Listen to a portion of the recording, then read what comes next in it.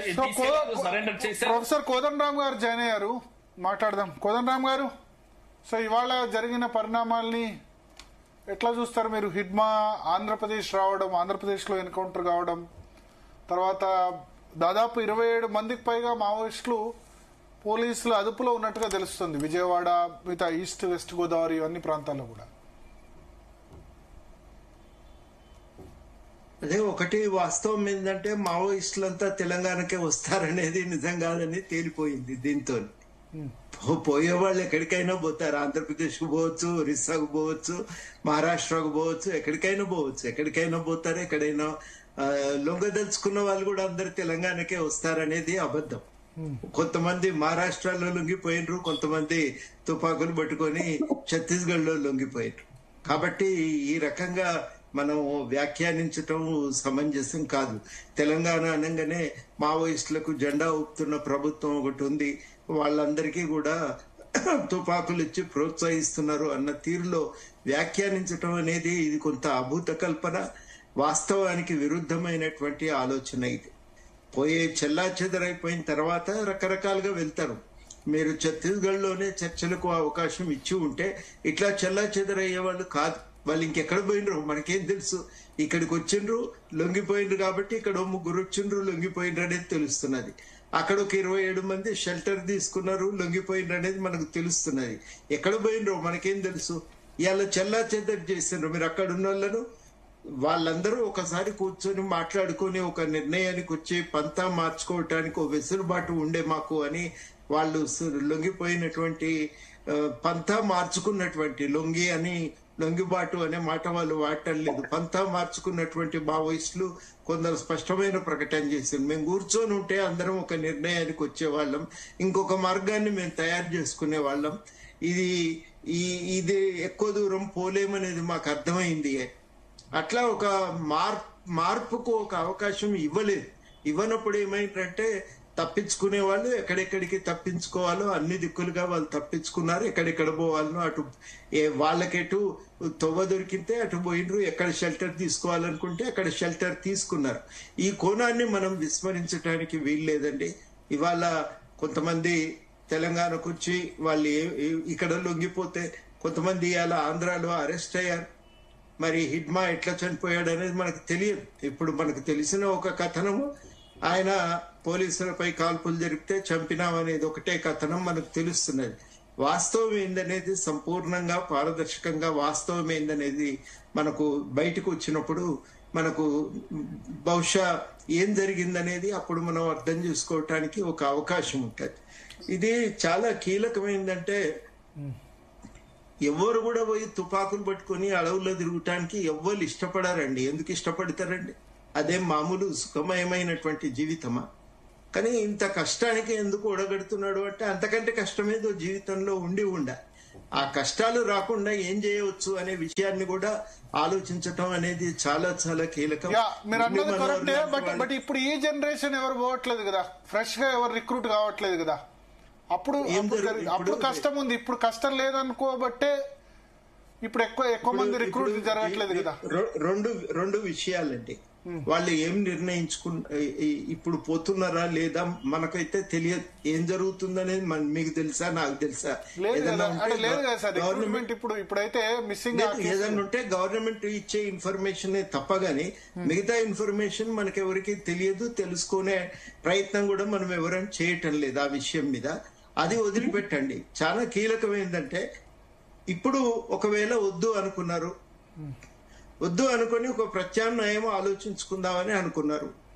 ఆ ప్రత్యామ్నాయం ఆలోచించుకోవటానికి మాకు వెసులుబాటు ఇవ్వండి, చర్చలు జరుపుదాం, ఇన్ని హత్యలు కూడా అవసరం లేదు, కూర్చొని మాట్లాడుకొని మేము కూడా ఒక నిర్ణయానికి వస్తాం అన్నప్పుడు సమయం ఇచ్చి ఉంటే ఆ పరిణామం ఇంకొక రకంగా ఉండేది.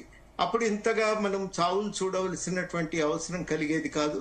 ఇంకొక మార్గంలో ఇంకొక ప్రత్యామ్నాయ పంతా ఏదైనా వాళ్ళు ఆలోచించుకొని ఇంకొక దారిలో వాళ్ళు ప్రయాణం చేయటానికి వాళ్ళకు వెసులుబాటు కలిగేదేమో. అప్పుడు వాళ్ళు ఉన్నవాళ్ళు ఏం చేసేవాళ్ళు, ఏ రకంగా ముందుకు పోయేవాళ్ళు, అది వేరే మాట. ఇప్పుడు అవకాశం దొరకలేదు. వాళ్ళు అక్కడి నుంచి ఛత్తీస్గఢ్ నుంచి వెళ్ళిపోయిండ్రు. ఎక్కడికి వెళ్ళిపోయిండ్రు అనే దానికి నేను చూసి వచ్చినట్టే మనం మాట్లాడితే ఎట్లా కుదురుతుందండి? తెలంగాణకు లొంగుబాటు కావాలంటే తెలంగాణకు వస్తారంటే మరి మహారాష్ట్రకి ఎందుకు పోయినరు? ఛత్తీస్గఢ్ లో ఎందుకు లొంగిరు? భారీగా లొంగిపోయింది 2 రాష్ట్రాల్లోనే కదా.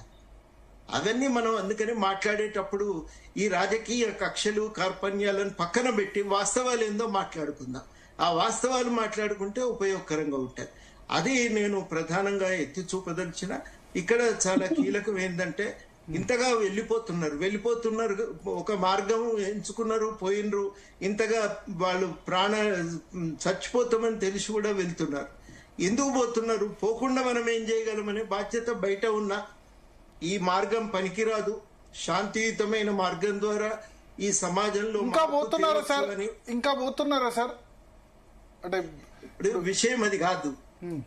విషయం భరత్ గారు అది కాదు. విషయం ఏంటంటే 70s 80s విషయం ఏంటంటే 70s 80s అందులో ఈ మధ్య చనిపోయిన దాంట్లో నా విద్యార్థిని కూడా ఒక అమ్మాయి ఉంది. అమ్మాయి మరి 90s లో పోయిందా?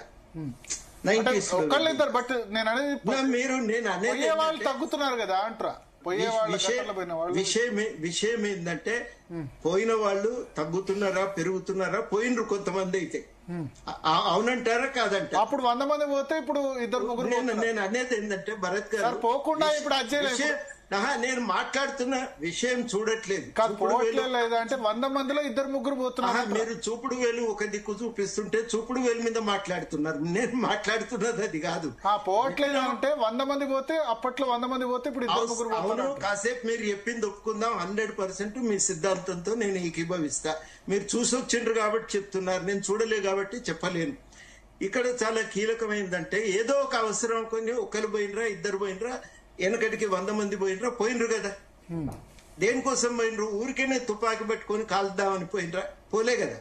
ఏదో ఒక అవసరం అనుకొని పోయిండు. ఆ అవసరాన్ని తీర్చగల పద్ధతి బయట సమాజం అందించగలదు అనేది మనం గట్టిగా రుజువు చేయవలసిన బాధ్యత మన మీద ఉంది, మీ మీద ఉంది, నా మీద ఉంది, మురళి గారి మీద ఉంది, అందరి మన మీదే ఉంది ఈ బాధ్యత. ఆ బాధ్యత రుజువు చేయటమే కాదు, ఆ మార్గంలో న్యాయం అందించవచ్చు, న్యాయం అందించే అవకాశాలు ఉన్నాయనేది మనం గట్టిగా ఒక ప్రయత్నం చేయాలి. మేమందరం మాట్లాడింది ఏంటంటే ఆ ప్రయత్నం చేయటం చాలా కీలకం. ఆ ప్రయత్నము అనవసరమని అనుకున్నా, ఆ ప్రయత్నము గురించి చర్చ చేయకపోయినా అది మనం పెద్ద లోపం చేసినటువంటి వాళ్ళం అవుతాం. అటువంటి ప్రయత్నం గురించి చాలా సీరియస్ గా ఆలోచించాలి. ఇవాళ కాదు, కన్నవీరన్ గారు కూడా ఇదే మాట చెప్పేది. పరీక్షలో ఉన్నది వాళ్ళవి ఆలోచనలు కాదు, మన ఆలోచనలే. మన ఆలోచనలు ప్రత్యామ్నాయాన్ని పకడ్బందీగా ఇవ్వగలవనేది మనం చూపించాల్సినటువంటి బాధ్యత మన మీద ఉంది. వీటిని మనం విజయవంతం చేయాలి, బలోపేతం చేయాలి. ఇది మన మీద ఉన్నటువంటి బాధ్యత. పూటకోసారి రాజ్యాంగాన్ని తీసిపారేస్తాం, మీ హక్కులు అవసరం లేదు, ప్రాథమిక మనకు డైరెక్టివ్ ప్రిన్సిపల్స్ అనేటువంటి సూత్రాలే మనం ఈ సమాజంలో అమలు చేయవలసిన అవసరం లేదు.